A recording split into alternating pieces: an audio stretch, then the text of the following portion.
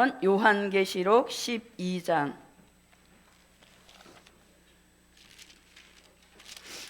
요한계시록 12장 1절부터 2절입니다. 1절부터 2절 읽어주십시오. 하늘에 큰 이적이 보이니 해를 입은 한 여자가 있는데 그 발 아래는 달이 있고 그 머리에는 12별의 면류관을 썼더라. 이 여자가 아이를 베어 해산하게 되매 아파서 애써 부르짖더라. 네. 아멘. 자, 그럼 요한계시록 12장의 제목은 들림 받는 종과 보호 받을 백성, 이것이 계시록 12장의 제목이 되겠습니다. 들림 받는 종과 보호 받을 백성.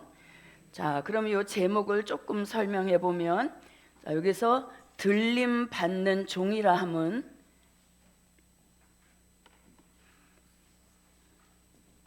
들림 받는 종이라 함은 요한계시록 12장 5절을 말씀한 것이고, 또 보호받을 백성은 요한계시록 12장 6절을 말씀한 것입니다. 자, 그럼 계시록 12장 5절입니다. 여자가 아들을 낳으니 이는 장차 철장으로 만국을 다스릴 남자라. 그 아이를 하나님 앞과 그 보좌 앞으로 올려가더라. 네, 아멘. 이 마지막 때 말세의 종으로 쓰임 받던 그 종들이 사명을 감당하고 들림 받아 올라가는 그 역사를 말씀한 것입니다. 요거를 조금 과정을 설명해 보면, 요한계시록 7장 1절로 4절 같이 하나님의 입맞은 종 14만 4천의 수를 채우고 나오면, 그때로부터 요한계시록 10장 11절 같이, 요한계시록 11장 3절로 6절 같이 무엇을 외칩니까? 다시 예언을 전 세계로 나가서 외치는 것입니다. 그 다시 예언을 외치는 것은 보호받을 백성 나오라고 외치는 역사인 것입니다. 자, 이렇게 외침을 다 외치고 나면 요한계시록 11장 7절로 10절 같이 무적행으로부터 올라온 짐승에게 죽임을 당하게 됩니다. 그리고 시체로 3일 반 동안 쓰러져 죽어 있다가 그 시체 속에 생기가 들어와서 자기 발로 일어서게 되면 계시록 11장 11절 같이 생기 받아서 자기 발로 일어서면, 또 그 즉시 요한계시록 11장 12절 같이 무슨 음성이 들린다? 네, 이리로 올라오라 하는 음성을 듣고 구름을 타고 올라가는 그 역사를 말씀한 것입니다. 그래서 여기서 들림 받는다 하니까 12장 5절에서 들림 받는 것이 아니라 이미 계시록 11장 12절에서 올라가는 역사를 받았습니다. 네, 그것을 한 번 더 반복 설명하는 그런 의미로 12장 5절에 다시 말씀을 올리신 겁니다. 자, 그러면 여기서 올라간다는 말씀은 바울이 데살로니가 전서 4장 16절로 17절과 또 고린도 전서 15장 51절로 54절에서 들림받아 올라갈 것을 말씀한 그 말씀이 계시록 11장 12절에 와서 이루어지는 것입니다. 그래서 결국 들림받는 종은 누구다? 계시록 7장 1절로 4절 같이 하나님의 인을 맡고 나오는 종 14만 4천을 가리키는 것입니다. 그래서 들림받는 종의 역사입니다. 자, 계시록 7장 1절로 4절입니다. 이일 후에 내가 내 천사가 땅 내 모퉁이에 선 것을 보니 땅의 사방에 바람을 붙잡아 바람으로 하여금 땅이나 바다이나 각종 나무에 불지 못하게 하더라. 또 봄에 다른 천사가 살아계신 하나님의 인을 가지고 해 돋는 데로부터 올라와서 땅과 바다를 해롭게 할 권세를 얻은 내 천사를 향하여 큰 소리로 외쳐 가로되 우리가 우리 하나님의 종들의 이마에 인치기까지 땅이나 바다나 나무나 해하지 말라 하더라.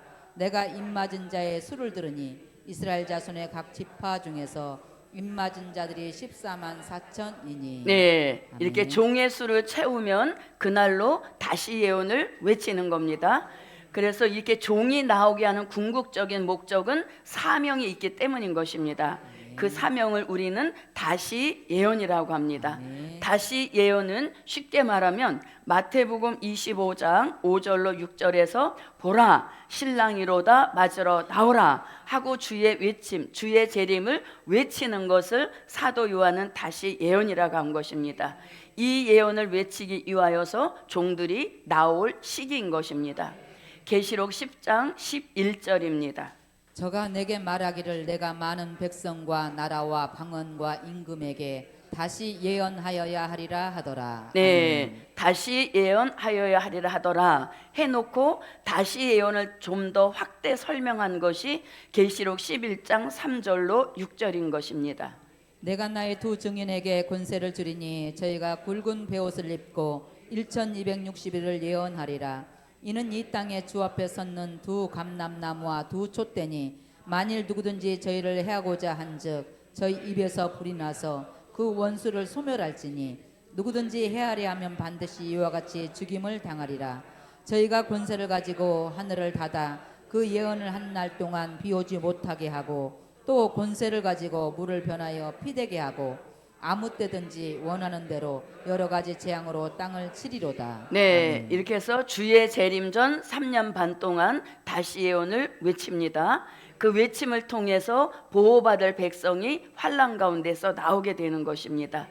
자, 다시 예언을 외치고 나면 이런 일이 발생이 됩니다. 계시록 11장 7절로 10절입니다. 저희가 그 증거를 마칠 때 무증인으로부터 올라오는 짐승이 저희로 더불어 전쟁을 일으켜 저희를 이기고 저희를 죽일 터인즉 저희 시체가 큰 성길에 있으리니 그 성은 영적으로 하면 소돔이라고도 하고 애굽이라고도 하니 곧 저희 주께서 십자가에 못 박히신 곳이니라. 백성들과 족속과 방언과 나라 중에서 사람들이 그 시체를 사흘 반 동을 목도하며 무덤에 장사하지 못하게 하리로다. 이 두 선지자가 땅에 거하는 자들을 괴롭게 한 고로 땅에 거하는 자들이 저희의 죽음을 즐거워하고 기뻐하여 서로 예물을 보내리라 하더라. 네, 자 이렇게 이제 시체로 있다가 3일 반이 딱 채워지면 생기가 하나님께로부터 저희 시체 속에 들어가게 되는 것입니다. 자, 계시록 11장 11절입니다. 3일 반 후에 하나님께로부터 생기가 저희 속에 들어가매 저희가 발로 일어서니 구경하는 자들이 크게 두려워하더라. 네, 자 자기 발로 일어서자마자 하늘로 이런 음성이 들리게 됩니다. 계시록 11장 12절입니다. 하늘로부터 큰 음성이 있어 이리로 올라오라 함을 저희가 듣고 구름을 타고 하늘로 올라가니 저희 원수들도 구경하더라. 네, 아멘. 이리로 올라오라 하는 음성을 듣고 우리는 그냥 맹없이 올라가는 것이 아니라 요한계시록 22장 20절로 21절 같이 이것들을 증거하신 이가 가라사대 내가 진실로 속히 오리라 하시거늘 아멘. 주 예수여 오시옵소서 하고 외치며 올라가서 주의 재림을 영접하게 하시는 이런 복이 예정되어 있는 것입니다. 자, 그 다음에 데살로니가 전서에서도 들림받아 올라갈 것을 바울이 말씀했습니다.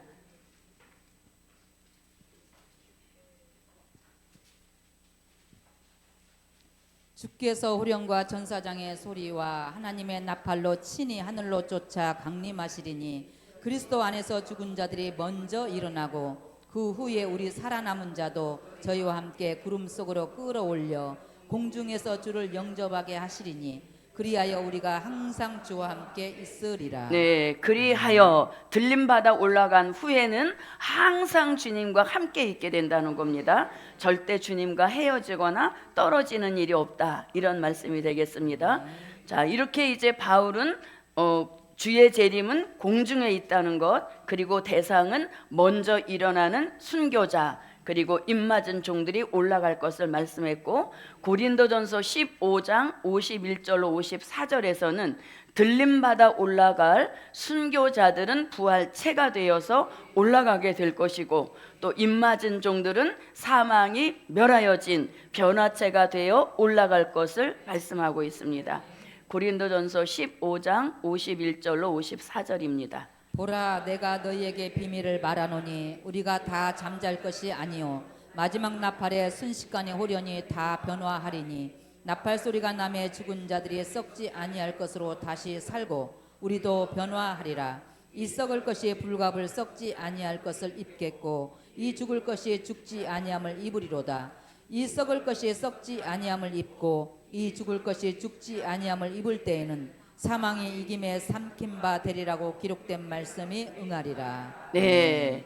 자, 이러한 과정을 통해서 올라갔는데, 그걸 한 번 더 반복한 말씀이 계시록 12장 5절이 되겠습니다. 자, 그럼 이제 이 종들의 인도를 따라 나온 보호받을 백성입니다. 이 보호받을 백성은 하나님의 입맞은 종들이 술을 채고 나와서 다시 예언을 외칠 때, 이때 나오는 무리들로서 그들이 결국 계시록 7장 9절로 14절 같이 능히 셀 수 없는 흰옷 입은 무리들을 가리키는 것입니다.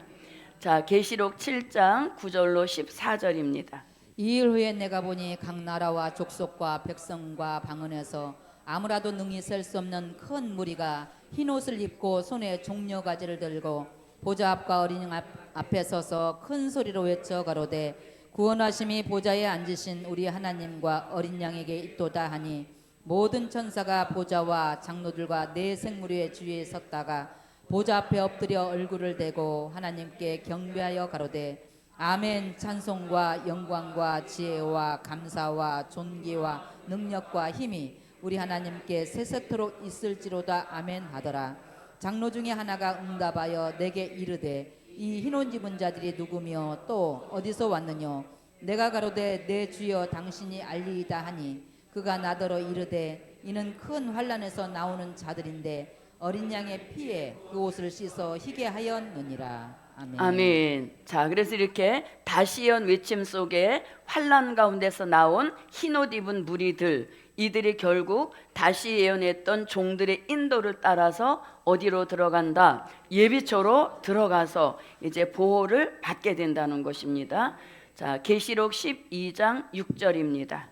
그 여자가 광야로 도망하며 거기서 1260일 동안 저를 양육하기 위하여 하나님의 예비하신 곳이 있더라. 네, 그래서 하나님의 예비하신 곳, 그래서 그것을 보호처라고 하는 것입니다.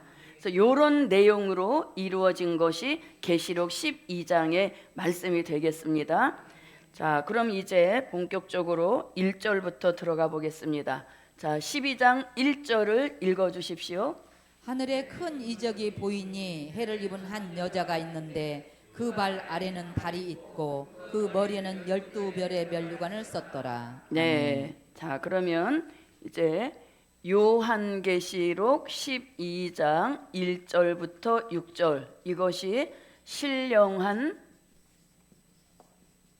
영적 교회의 기준이 되는 그런 말씀이 되겠습니다.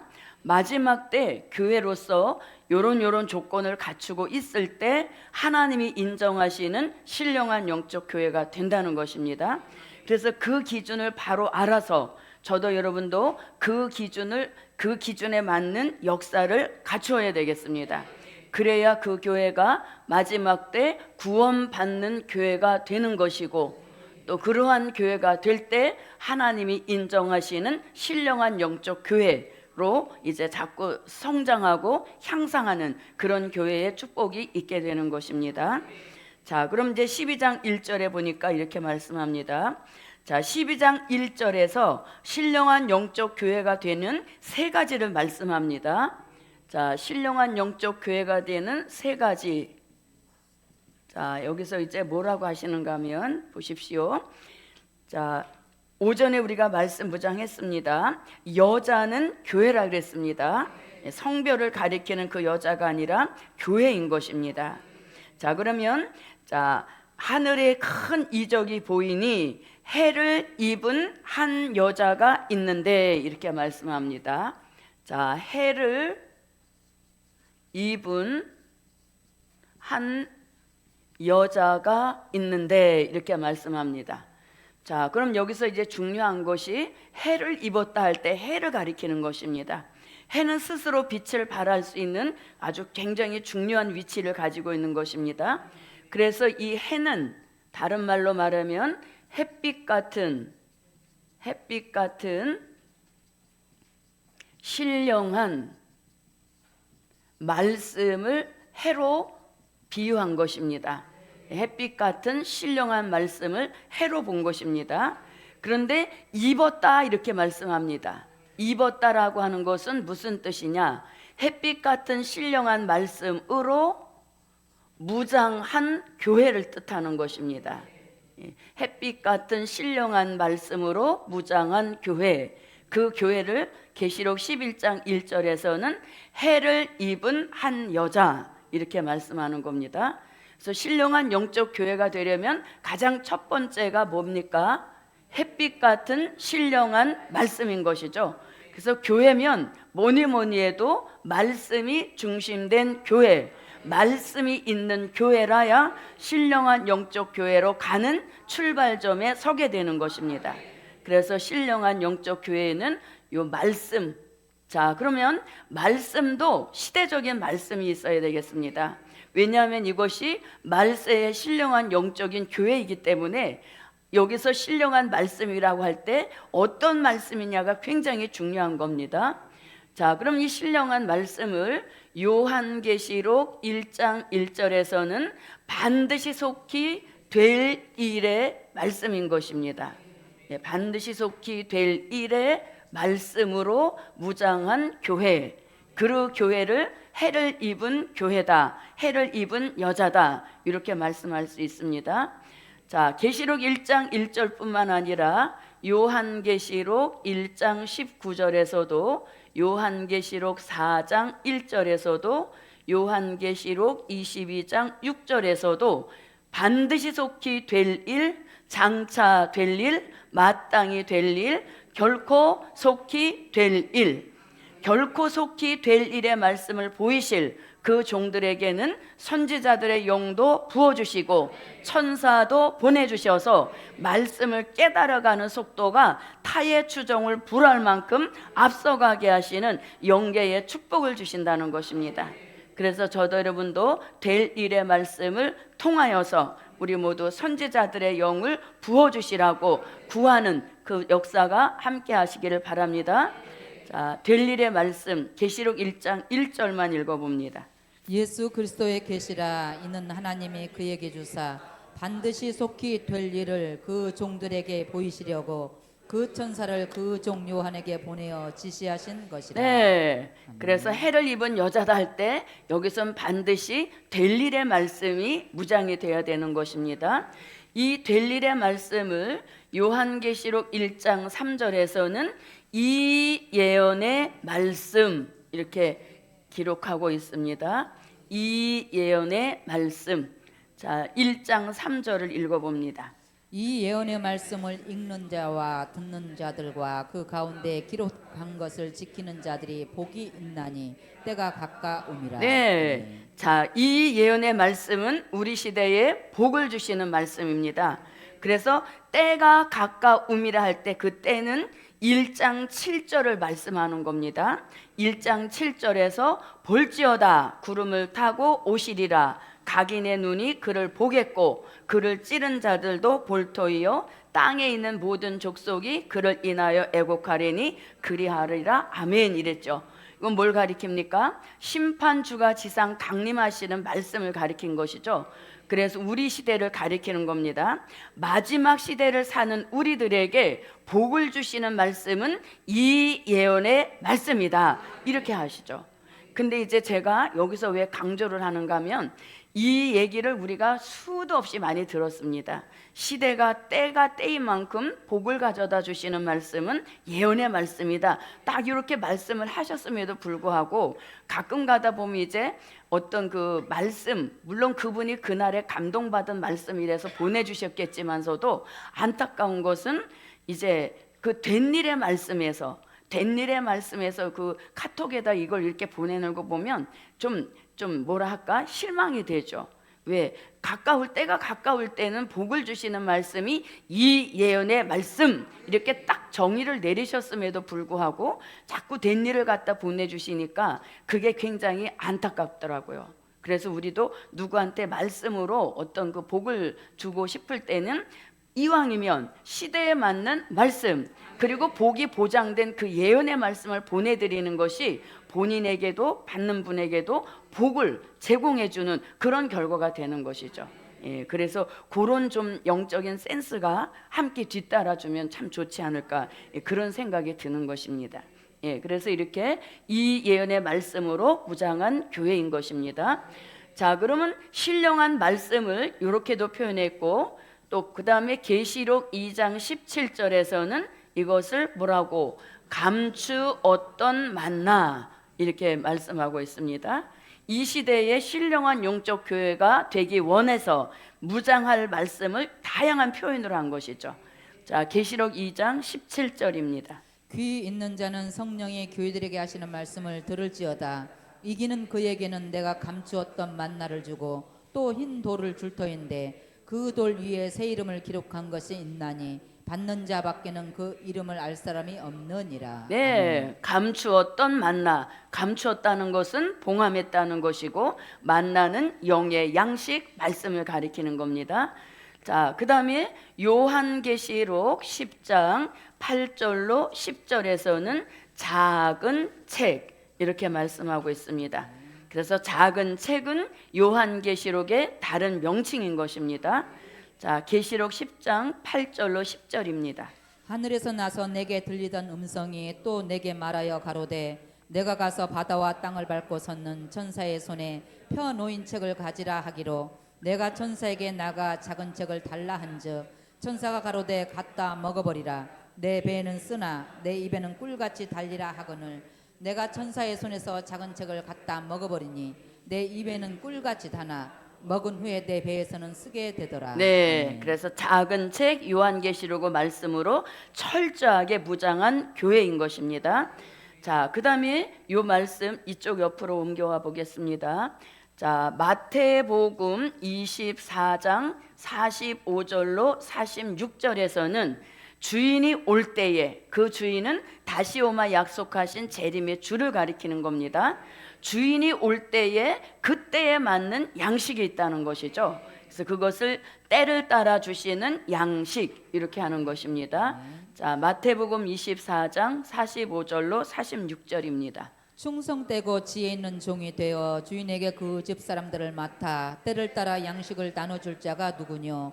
주인이 올 때 그 종이 이렇게 하는 것을 보면 그 종이 복이 있으리로다. 네, 주인이 올 때에 합당한 양식, 때를 따라 주시는 양식입니다. 자, 그 다음에 히브리서 5장 12절로 14절에서 하나님의 말씀에는 젖과 같은 초보적인 말씀이 있는가 하면 때가 오래되었을 때 꼭 먹어야 할 양식은 단단한 식물이다. 이렇게 말씀하십니다. 히브리 5장 12절로 14절입니다.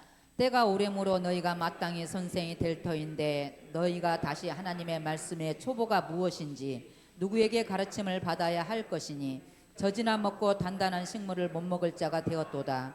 대저 젖을 먹는 자마다 어린아이니 의의 말씀을 경험하지 못한 자요 단단한 식물은 장성한 자의 것이니 저희는 지각을 사용함으로 연단을 받아 선 악을 분별하는 자들이니라. 네, 단단한 식물로 무장한 교회. 자, 그 다음에 또 이사야 선지자는 이사야 25장 6절로 8절에서 해를 입은 신령한 영적 교회가 되려면 두 가지 말씀을 꼭 영의 양식으로 먹으라는 것입니다. 자, 이사야 25장 6절부터 8절입니다.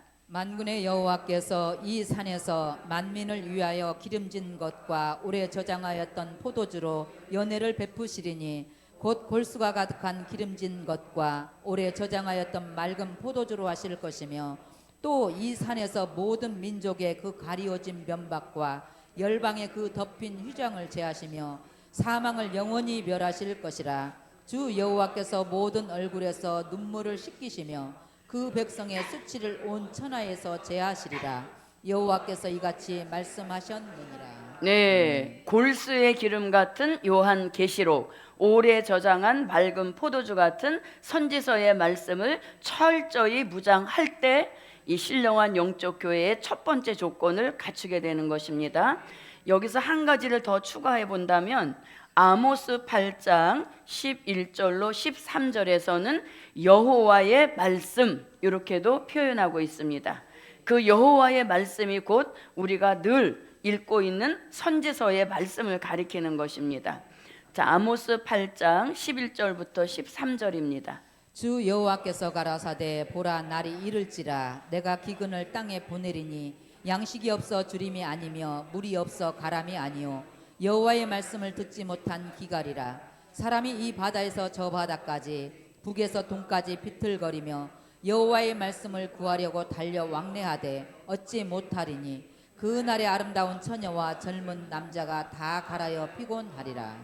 아멘. 네, 자 이렇게 마지막 때에 기근에 피해받지 않으려면 여호와의 말씀을 찾으라. 그 여호와의 말씀은 이사야 2장 2절로 4절 같이 예루살렘에서 나오는 말씀이라는 것입니다.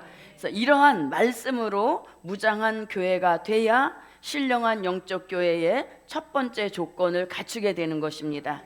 저도 여러분도 해를 입은 한 여자가 되었다. 네, 지금 계속 우리가 말씀 무장하는 것이 곧 이러한 신령한 영적 교회로 가기 위한 과정이 되겠습니다. 그래서 첫 번째 조건은 해를 입은 한 여자가 돼야 되고, 그 다음에 그 발 아래 달이 있다 이렇게 말씀합니다. 그 발 아래 달이 있다라고 할 때 이 달은 뭘 가리키냐면은 자 신령한 말씀을 알아듣는 신령한 성도가 있을 때 신령한 영적 교회의 두 가지 조건을 갖추는 것입니다. 성도가 없는 교회는 존재할 수가 없는 것이죠. 그래서 반드시 말씀이 있으면 그 말씀을 아멘하고 받을 수 있는 성도가 있어야 된다는 것이죠. 그래서 여기서 신령한 말씀도 마찬가지인 것입니다. 해를 입은 한 여자를 할 때 그 말씀을 들을 수 있도록 귀가 열린 그러한 성도가 모여 있는 교회가 되어야 된다는 것입니다. 그래서 신령한 말씀을 아멘으로 받을 수 있는 신령한 성도가 있을 때 신령한 영적 교회의 두 번째 조건을 갖추게 되는 것입니다. 자, 1절을 다시 읽어봅니다. 12장 1절. 하늘에 큰 이적이 보이니 해를 입은 한 여자가 있는데 그 발 아래는 달이 있고 그 머리에는 12별의 면류관을 썼더라. 네, 아멘. 그 머리에는 뭘 썼더라? 12별의 면류관을 썼더라 이렇게 말씀합니다. 12별의 면류관을 썼더라. 그럼 여기서 12별이라고 하는 건 뭘 가리키느냐? 12사도적인 신앙 사상으로 철저히 무장한 종을 가리키는 겁니다. 무장한 종.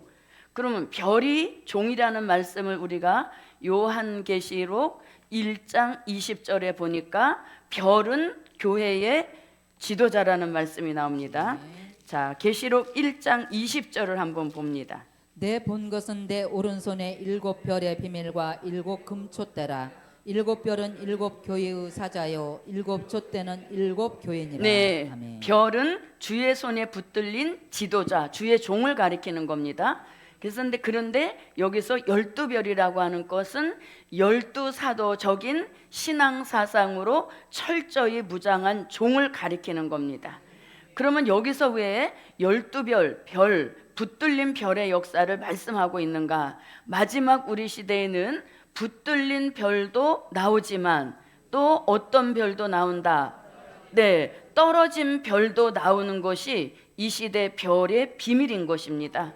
그래서 지금 여기서 12별이란 말씀을 하시고 계시록 12장 3절로 4절에 가면 실질적으로 떨어진 별이 나오는 겁니다. 그래서 그런 떨어진 별이 되지 않은 12별은 12사도적인 신앙 사상으로 철저히 무장한 종이 있는 교회여야 된다는 것이죠. 그래서 마지막 우리 시대에는 이 신앙과 사상이 굉장히 중요한 것입니다.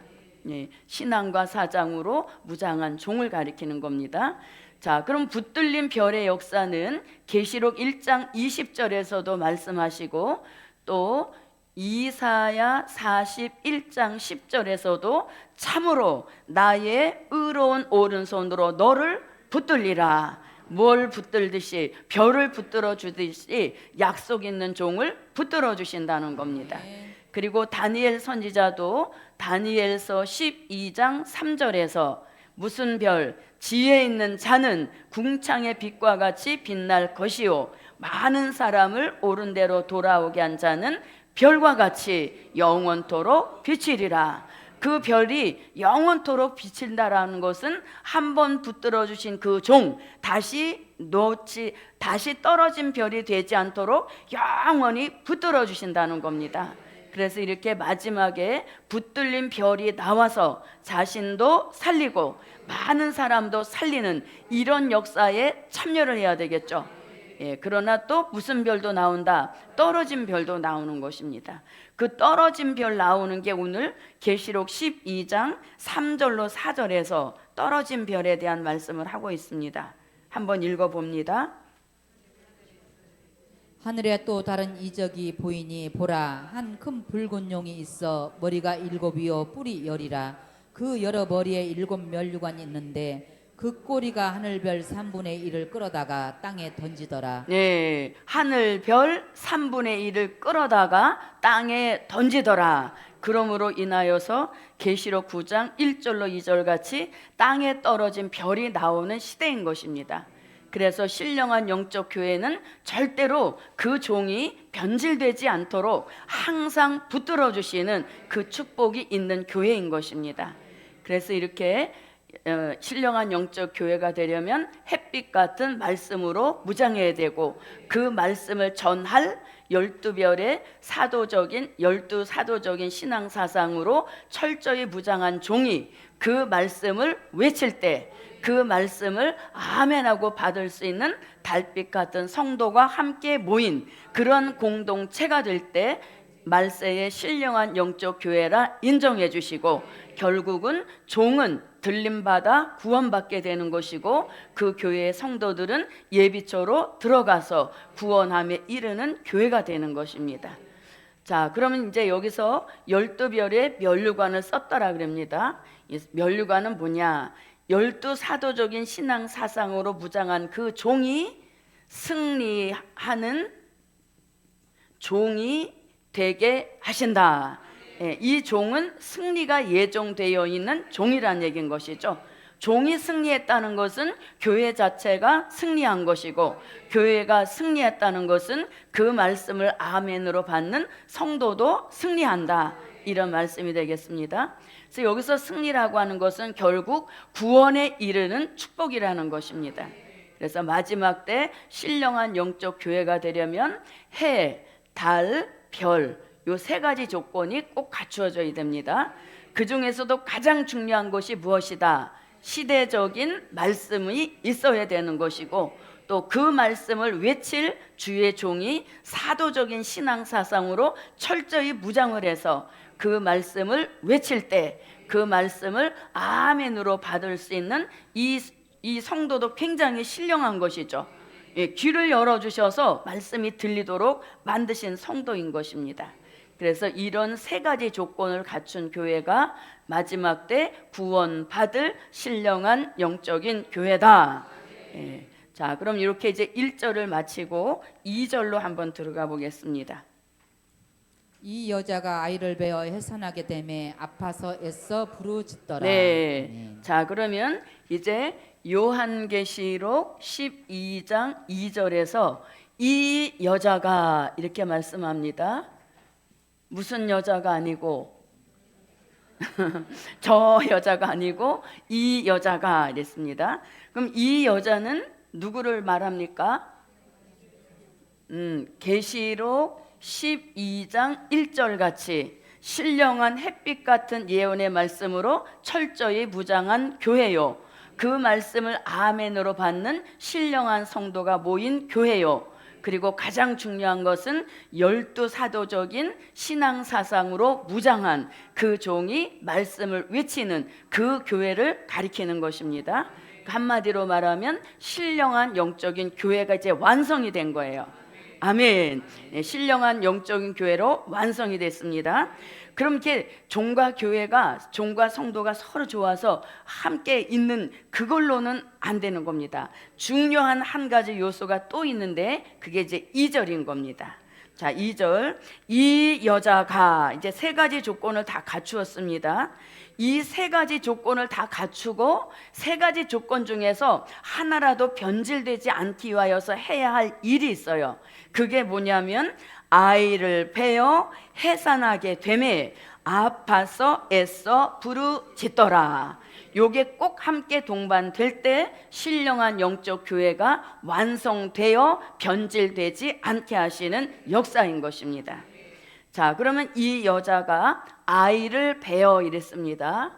아이를 베어, 그 다음에 해산하게 되매, 해산하게 되매 아파서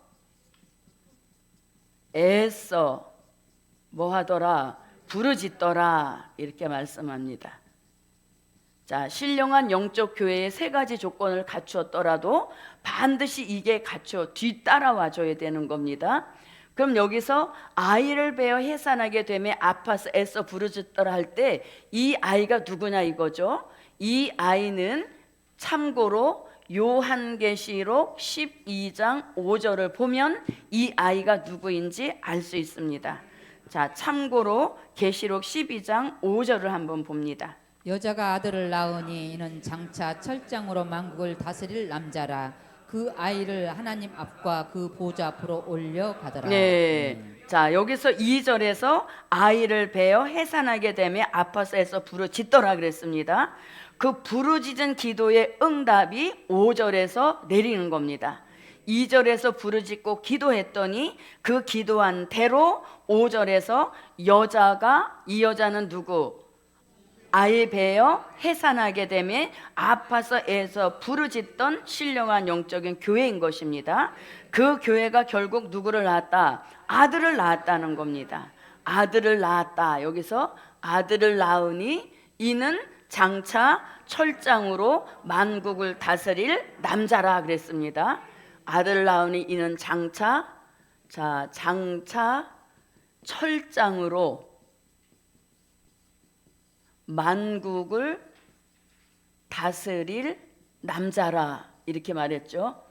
자, 그럼 여기서 장차 철장으로 만국을 다스릴 남자라고 할 때 요 장차는 어디를 내다본 거냐면은 요 말씀은 요한계시록 19장 14절로 15절에서 말씀하시는 철장의 권세를 들고 나오는 하늘의 군대를 가리키는 것입니다.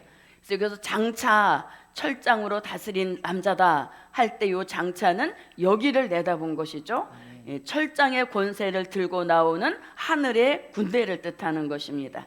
자, 그러면 계시록 19장 14절로 15절입니다. 하늘에 있는 군대들이 희고 깨끗한 세마포를 입고 백마를 타고 그를 따르더라. 그의 입에서 이한검이 나오니 그것으로 만국을 치겠고 친히 저희를 철장으로 다스리며 또 친히 하나님 곧 전능하신 이의 맹렬한 진노의 포도주 틀을 밟겠고. 네, 그래서 이는 결국 뭐가 될 종이다? 하늘의 군대로 쓰임받을 종이 신령한 영적 교회에서 부르짖는 기도 속에 해산되어 나온다는 것이죠. 그래서 이것은 하늘의 군대로 쓰임받을 종들을 뜻하는 겁니다. 자, 그럼 여기서 이제 아이를 베어할 때 이 아이, 즉 이 아들은 말세에 쓰임받을 말세의 종을 가리키는 겁니다. 그럼 이 말세의 종은 결국 계시록 7장 1절로 4절 같이 하나님의 인을 맡고 나오는 14만 4천 그 종들을 가리키는 것입니다. 그래서 이 종들이 신령한 영적 교회에서 종과 성도가 함께 부르짖고 기도할 때 그 기도의 힘에 의하여서 아이가 해산되어 나온다는 것입니다. 자, 그럼 이 말씀은 우리가 아까 읽어봤기 때문에 그냥 넘어갑니다. 자, 여기서 우리가 이제 조심할 게 있는데 그게 뭐냐면 계시록 강해를 하시는 분들 중에서 여기서 아이를 베어 해산한다, 남자 아들을 낳았다 이렇게 하니까 이 남자 아들을 예수님으로 보는 사람들도 많이 있다는 것입니다. 그거는 이 진리하고는 전혀 상관이 없습니다. 왜냐하면 가장 첫 번째 이유, 이게 예수님이 아니라고 하는 가장 첫 번째 이유는, 자, 요한계시록은 주후 몇 년에 기록됐습니까? 네, 주 95년경에 반모섬에서 예수님하고 사도 요한하고의 만남을 통해서 그 찾아오신 예수님도 심판의 주님이었던 것이죠. 그래서 심판의 주님을 만난 후로 기록된 말씀이기 때문에 이거는 예수님이라고 할 수가 없는 것입니다. 예수님의 탄생은 이미 마태복음 1장 18절로 21절에서 아들을 낳으리니 이름을 예수라 하라, 이는 저가 자기 백성을 저희 죄에서 구원할 자이심이라 하면서 이미 예수님의 탄생은 마태복음 1장이 기준이 되고 거기서 이미 탄생을 마치신 거예요. 그리고 33년을 사시다가 이미 승천하여 올라가신 역사인 것이죠. 그리고 반모섬의 사도 요한을 찾아오신 예수님의 명령 속에 기록한 말씀이 요한계시록인 겁니다. 그래서 여기서는 이 남자 아들이라고 하니까 예수님으로 가면 큰 사건이 나는 겁니다. 그리고 또 정확한 것은 요한계시록 1장 1절에서 뭐라고? 반드시 속히 될 일이다 그랬죠. 어디를 기준으로 해서? 95년, 기록한 95년을 기준으로 해서 반드시 속히 될 일이라 했기 때문에 예수님의 탄생은 된 일 중에서도 가장 기본적으로 이미 탄생을 마치시고 부활까지 하시고 승천까지 하신 이런 역사인 것입니다.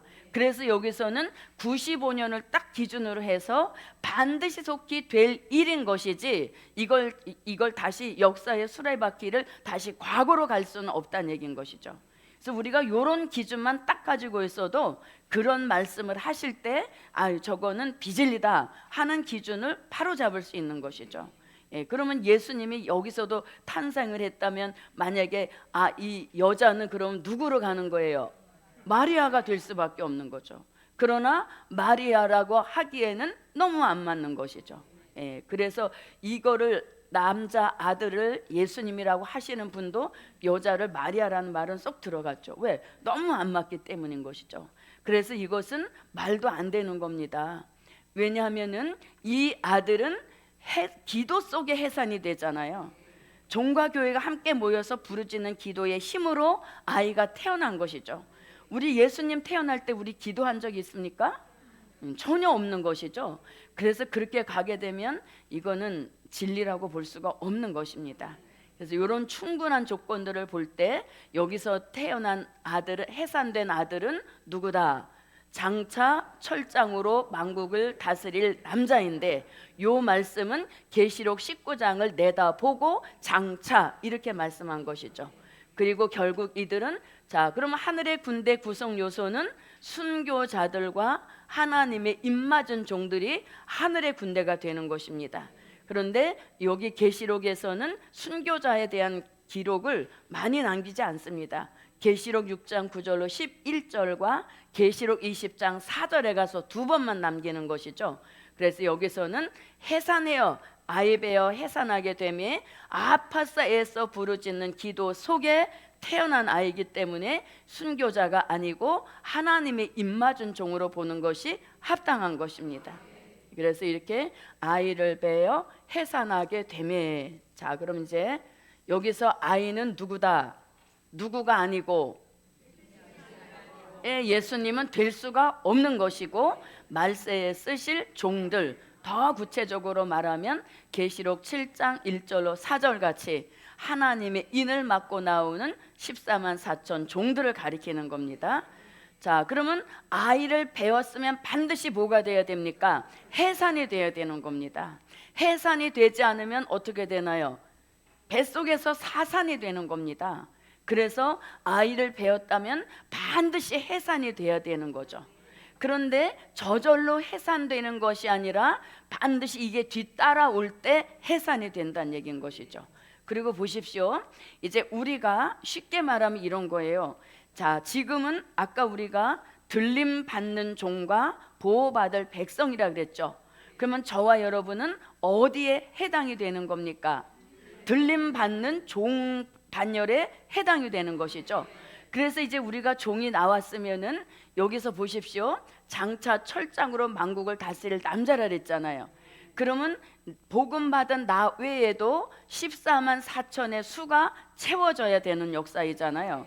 그래서 여기서 아이를 베어 해산하게 됐다라고 하는 것은 내가 이렇게 복음을 받아 오다 보니까 이거는 한두 사람이 모여서 될 일이 아니라는 것이죠. 반드시 종의 수가 채워져야 복음의 역사가 일어나는 것이고, 종의 수가 채워져야 흰옷 입은 무리도 나오는 역사이죠. 그렇기 때문에 우리가 아이를 배웠다라고 하는 것은 이 복음을 내가 받으면서 어떤 사람, 이 복음 받을 만한 사람이다 하는 떠오르는 사람이 있다는 얘기인 것이죠. 그 떠오르는 사람을 내가 마치 아기를 뵌 것처럼 항상 내 기억 속, 생각 속에 있어야 된다는 거죠. 자, 우리가 아기를 뵌 사람들은 다 알죠. 이 아기가 배어 있어야 나오는 것이죠. 배지도 않은 아기를 낳을 수는 없는 겁니다. 그래서 배어 있을 때는 항상 부담이 되죠. 이 아이가 함께 같이 다니는 게 부담이 되지만 한편으로는 소망도 있죠. 이 아이가 결국은 해산돼서 나오면 이쁜 아이가 나오겠구나, 이런 소망도 함께 갖는 거예요. 그래서 여기서 아이라고 하는 것은 내가 누군가에게 복음을 전해줘야 되겠다 하고 품은 사람이 있으면 그 사람을 내가 품듯이, 내가 아이 배어 품듯이 항상 24시간 동안 내 머릿속에 항상 기억이 되어 있어야 된다는 얘기인 것이죠. 그래서 그 아이를 배어 해산하게 되매, 해산은 반드시 된다는 것이죠. 뭐만 뒤따라오면, 아파서 애써 부르짖는 요 역사만 동반되면 아이는 해산된다. 이게 우리 말세 교회에 주시는 소망인 겁니다. 자, 그럼 여기서 해산됨에 아파서 애써 부르짖더라 그랬습니다. 그러면 부르짖는다라는 말씀은 이사야 26장 16절로 17절을 기준에 볼 때 부르짖는다라는 것은 간절한 기도인 것입니다. 큰 소리라는 말씀도 되지만 여기서는 간절한 기도죠. 왜? 해산되기 위한 해산의 고통, 해산의 그 고통을 무릅쓰고 부르짖는 간절한 기도의 힘으로 배어 있는 아이는 반드시 해산된다. 그런 확신을 가지고 있어야 되는 것입니다. 그러면 교회를 10수년 했는데도 아직까지 아이가 하나도 해산이 안 됐다는 것은 결국 뭐를 안 했다는 거? 안 했다라기보다는 이 수준에 도달되는 기도가 아직 안 됐다는 것이죠. 인정하기 싫지만 사실인 거예요. 왜? 아파서 애써 부르짖으면 아이는 해산하게 된다는 얘기인 것입니다. 그래서 저도 여러분도 말세 복음은 안 돼, 교회가 안 돼, 이런 말을 이렇게 함부로 해서는 안 됩니다. 왜? 된다라는 말씀이 있잖아요. 된다, 다 같이 된다, 된다, 된다. 뭐만 하면 해산될 만한 부르짖는 간절한 기도만 하면 된다인 것이죠. 그러니까 우리가 기도는 하긴 하되 이 수준에 도달하지 않은 기도를 아직 못하고 있다라고도 볼 수 있는 것입니다. 그래서 이 말세 복음은 되게 돼 있습니다. 왜? 이게 정답이잖아요. 그래서 해산하게 되매 아파서 애써 부르짖더라 이랬습니다. 자, 그러면 우리만 부르짖는 게 아니에요.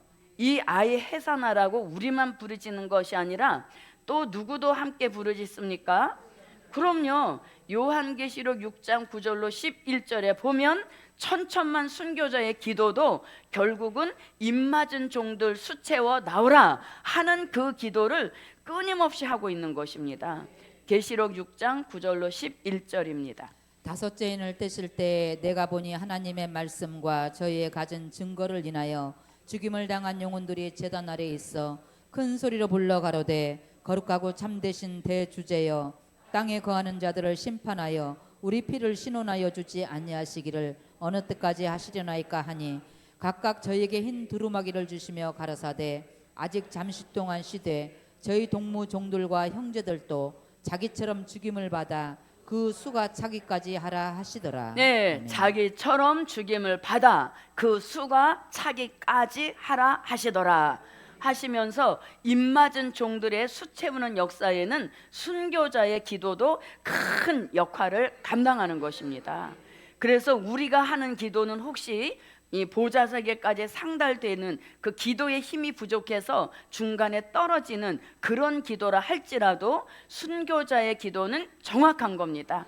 보좌 앞에서 바로 드리는 기도이기 때문에 백발백중 응답되는 역사인 것이죠.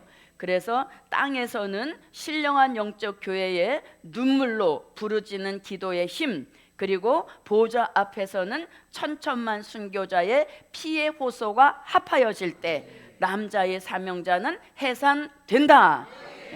여기에 저도 여러분도 확신과 믿음을 가져야 됩니다. 그래서 이 말세 재단이 막 이렇게 되는 걸 보면 굉장히 마음이 아프죠. 왜? 이건 되게 돼 있다 이렇게 말씀하기 때문인 것입니다. 그래서 저도 여러분도 말세 재단을 하고 있는 종들입니다. 그래서 저는 익산을 거쳐서 원주를 거쳐서 지금 대구를 거쳐서 목포에 내려가 있죠. 한 번도 하나님이 오그라들게 하신 적이 없습니다. 그거는 저가 아니라 함께 성도가 부르짖고 기도하는 그 역사 속에 제 재단은 되게 돼 있다는 얘기인 것입니다. 그래서 저도 여러분도 포기, 낙심 이게 벌써 안 된다라고 하는 그 힘이 더 강하기 때문에 안 되는 그 길로 갈 수밖에 없다는 얘기인 것이죠. 그래서 저도 여러분도 뭐만 바로 하면 해산될 만한 수준에 도달하는 기도만 하면 되게 돼 있다는 얘기인 것이죠. 그 14만 4천의 수가 얼마나 많습니까? 그러한 종들이 복음 받아 돌아와 수를 채워야 복음의 역사가 일어나는 것이기 때문에 해산되게 돼 있다라고 하는 것이 말세 재단에게 주시는 응답이요 확신인 것입니다. 자, 그러면 부르짖는다는 이 기도가 이사야 19장 19절로 20절에서도 부르짖는 간절한 기도라는 말씀이 나옵니다. 자, 이사야 19장 19절부터 20절입니다. 그날의 애굽 땅 중앙에는 여호와를 위하여 제단이 있겠고 그 변경에는 여호와를 위하여 기둥이 있을 것이요 이것이 애굽 땅에서 만군의 여호와를 위하여 표적과 증거가 되리니 이는 그들이 그 압박하는 자의 연고로 여호와께 부르짖겠고 여호와께서는 한 구원자 보호자를 보내사 그들을 건지실 것임이라. 네, 부르짖는 간절한 기도라는 말씀이 나왔습니다. 부르짖는 간절한 기도를 하니까 표적과 증거를 주셨다는 것이죠.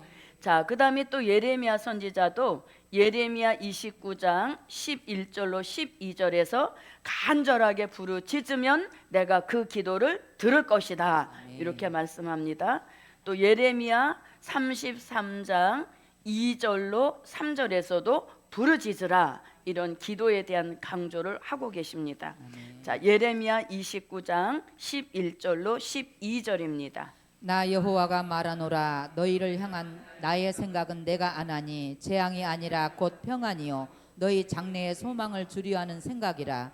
너희는 내게 부르짖으며 와서 내게 기도하면 내가 너희를 들을 것이요. 아멘. 네, 부르짖으면 내가 너희를 들을 것이요. 아멘. 자, 그 다음에 33장 2절로 3절입니다. 이를 행하는 여호와 그것을 지어 성취하는 여호와 그 이름을 여호와라 하는 자가 이같이 이르노라. 너는 내게 부르짖으라. 내가 내게 응답하겠고 내가 알지 못하는 크고 비밀한 일을 내게 보이리라. 네. 자, 그래서 부르짖고 기도하면 반드시 남자아이는 뭐하게 돼 있다? 해산되게 돼 있는 것입니다. 자, 그럼 요거 이제 참고로 한번 가볼게요. 마태복음 24장 19절을 한번 보겠습니다. 네.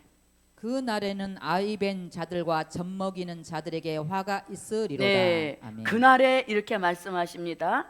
그럼 그날이라고 하는 것은 마태복음 24장과 마태복음 25장은 복음서의 종말론인 것입니다.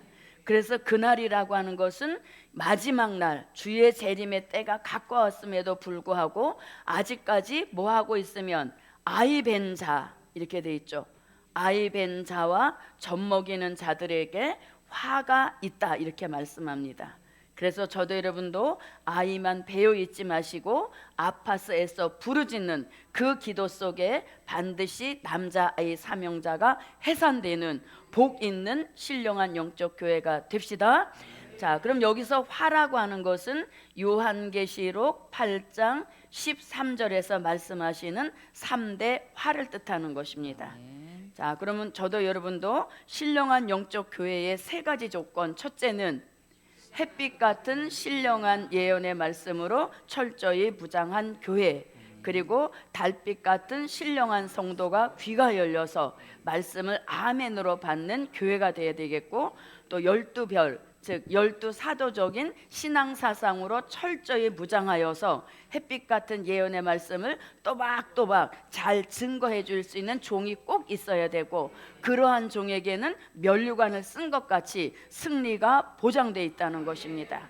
그리고 더 중요한 것은 부르짖는 간절한 기도, 종과 성도가 일치한 마음 받아서 이제 택한 종들 돌이키게 하는 그 기도에 목숨 걸으라는 것입니다. 목숨 건 기도 속에 반드시 남자아이는 해산된다. 다 같이 요거 하나만 외치고 마칩니다. 말세재단 잘 된다. 된다. 누가 나오니까 남자의 사명자가 해산되기 때문에 말세재단은 되게 돼 있습니다. 그리고 이 추수하는 종의 입에 망을 씌우지 않는다 그랬습니다. 그래서 저도 여러분도 이런 기도의 힘을 통하고, 그리고 우리가 잊어도 순교자는 절대 잊지 않습니다.